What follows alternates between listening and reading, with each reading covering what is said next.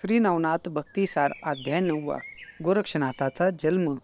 अयोध्येहून मच्छिंद्रनाथ निघाल्यानंतर मथुरा, अवंती, काशी, काश्मीर, मथुरा, प्रयाग आणि गया आदी करून तीर्थे करीत करीत तो बंगाल्यात गेला. तेथे चंद्रगीर गावात उतरल्यावर भिक्षेस निघाला असता एका ब्राह्मणाचे घर दिसले. ते पाहताच त्यास भस्माची आठवण झाली.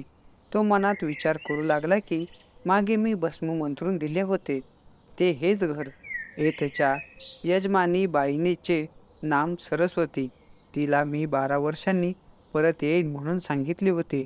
तिचा मुलगा कसा आहे तो पाहावा असा विचार करून तो त्या घराजवळ गेला व बाहेरून त्याने तिचे नाव घेऊन हाक मारली. हाक ऐकून ती बाहेर आली व गोसावी पाहून भिक्षा आणून घालू लागली. तेव्हा खून पटण्यासाठी त्याने तिला तिचे व तिच्या नवऱ्याचे नाव वगैरे विचारले. त्यावरून तिने आपले नाव सरस्वती, नवऱ्याचे दयाळ व जात गोड ब्राह्मण वगैरे सर्व सांगितले. तेव्हा त्यास खून पटली. मग मुलगा कोठे आहे म्हणून त्याने तिला विचारले असता मला अजूनपर्यंत पुत्र झालाच नाही असे तिने उत्तर दिले. हे ऐकून मच्छिंद्रनाथ म्हणाला, तू खोटे का बोलतेस? तुला पुत्र होण्यासाठी मी विभूती मंत्रून दिली होती, ती काय झाली? असे विचारताच ती घाबरली व आपण ती उकिरड्यावर टाकली. हे वाईट केले म्हणून तिला पूर्व पश्चाताप झाला. आता हा कानफाड्या माझी काय दशा करील कोण जाणे. आता मी करू तरी काय? ह्याने तर मला पक्के ओळखले. असे विचार तिच्या मनात येऊ लागल्याने ती भांबावून गेली. तशात मच्छिंद्रनाथ पुत्र दाखवण्यासाठी वारंवार तिला टोचीत होताच. नंतर ती त्याच्या पायावर मस्तक ठेवून म्हणाली, योगीराज, माझा विश्वास नव्हता म्हणून तुम्ही दिलेला प्रसाद मी उकिरड्यावर टाकून दिला. ह्या माझ्या अन्यायाची मला क्षमा करा. त्यावेळी स्त्रियांचे कर्तृत्व सर्व प्रकारे अनर्थास कारण होते. अशा अर्थाचे बहुत विचार मच्छिंद्रनाथाच्या मनात आले. ह्या बाईच्या नादी लागल्यामुळे त्यावेळी आपला मूर्खपणा झाला असे त्याला वाटले. पुत्र प्राप्तीस्तव सूर्याच्या वीर्याने अभिमंत्रण करून दिलेल्या भस्माची धूळधाणी झाल्याने त्यास रुखरुख लागली. ते भस्म फुकट न जाता त्याला देह झालाच पाहिजे असे वाटून व ते भस्म कोठे टाकले त्याचा तपास करावा, म्हणजे काय अवस्था झाली आहे ते कळेल. असा विचार मनात आणून तो म्हणाला की, माते, जसे व्हावयाचे होते तसे घडून आले. तुझवर जरी मी आता रागावलो तरी माझ्या पदरात काय पडावयाचे आहे. होणारी गोष्ट होऊन गेली.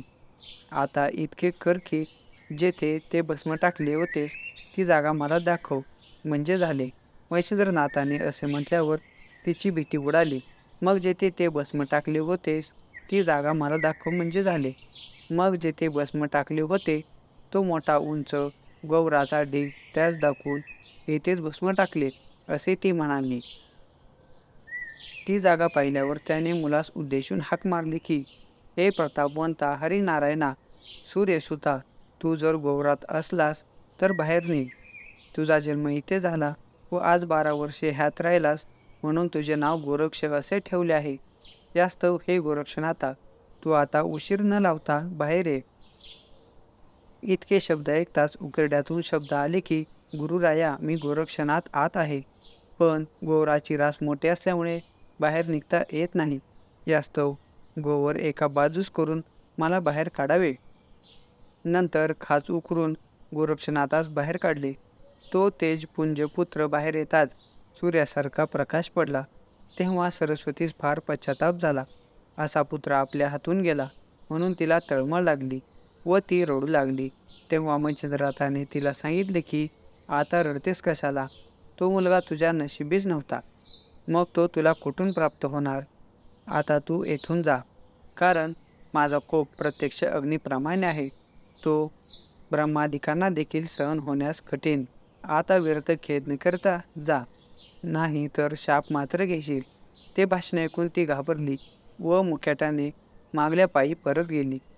पुढे गोरक्षनाथ गुरुच्या पाया पडला. त्यास मच्छिंद्रनाथांनी प्रसन्न होऊन उपदेश केला व आपला वरद हस्त त्याच्या मस्तकावर ठेवला आणि त्यास नाथ दीक्षा दिली. नंतर तो त्यास घेऊन तीर्थयात्रेस निघाला. मच्छिंद्रनाथ गोरक्षनाथास घेऊन तीर्थे करीत हिंडत असता जगन्नाथास जाण्याच्या वाटेवर एक कनकगिरी म्हणून गाव लागला. तेथे येताच तो क्षुधेने व्याकुळ झाल्यामुळे त्याने गोरक्षनाथास भिक्षेस पाठविले. तो घरोघर भिक्षा मागत असता एका ब्राह्मणाच्या घरी गेला. त्या दिवशी त्या ब्राह्मणाकडे पितृतीत होती म्हणून चांगली चांगली पक्वाने केलेली होती. तेथे जाऊन गोरक्षनाथाने अलग शब्द केला. तो ऐकून घरधनीन बाहेर आली. तिने त्याच्या त्या गंभीर भव्य व तेजस्वी चेहऱ्याकडे पाहताच हा कोणीतरी योगी असावा असा विचार तिच्या मनात आला. त्यावेळेस तिने त्यास सर्व पदार्थ वाढलेले गवगवीत पान दिले. अनेक पदार्थ पाहून गोरक्षास समाधान वाटले व तिला आशीर्वाद देऊन तो निघून गेला. पोटापुरती बेगमी झाली असे पाहून तो जास्त न फिरता माघारी गेला व ती भिक्षा त्याने गुरुपुढे ठेवली. षडस पक्वानांनी भरलेली पात्र पाहून गुरुस आनंद झाला. मग तो जेवावयास बसला. ते अन्न स्वादिष्ट लागल्यामुळे मच्छिंद्रनाथ प्रीतीने जेवला. त्या योगाने त्याचे पोट भरले. तरी त्याचा त्या पत्रातील वड्यावर हेतू राहून गेला. तेव्हा त्याने गोरक्षनाथाकडे पाहिले. त्याने काय इच्छा आहे ते कळवावी अशी विनंती केली. त्यावर तो म्हणाला, वड्यावर माझे मन गेले आहे. तो जर आणखीन एक असता तर चांगले झाले असते. गुरुने आपली वासना वड्यावर आहे असे सांगताच मी आता जाऊन वडे घेऊन येतो. असे बोलून गोरक्षनाथ पुन्हा त्याच घरी गेला व गुरुकरता त्या बाईपाशी आणखीन वडे मागू लागला. तेव्हा ती म्हणाली, गुरुचे नाव कशाला घेतोस? तुला पाहिजेत असे का म्हणेनास? हे ऐकून त्याने तिला सांगितले की खरोखर मला नकोत. मी गुरुजींची इच्छा पूर्ण करण्यासाठीच वडे मागून नेत आहे. तेव्हा ती म्हणाली, अरे तुला बैरागी समजून मी भक्तिपूर्वक पुष्कळ पदार्थ घालून चांगले गवगवीत पान वाढून दिले होते. तू फिरून आलास. असे उत्तम अन्न वारंवार फुकट मिळते काय? हे तिचे शब्द ऐकून गोरक्षनाथ म्हणाला, मी तुला जे मागशील ते देतो, पण गुरुची इच्छा पूर्ण करण्याकरता मला वडे दे. हे ऐकून त्याची परीक्षा पाहण्यासाठी तिने त्याचा एक डोळा मागितला. तेव्हा गोरक्षनाथाने लागलीच डोळ्यात बोट घालून आतले बुबुळ काढले व ते तिच्या हवाली करू लागला. तेव्हा डोळ्यातून रक्ताची धार वाहू लागली. ते साहस कृत्य पाहून तिने तोंडात बोट घातले. तिची छाती दडपून गेली. तिला त्याचा फारच कळवळा आला.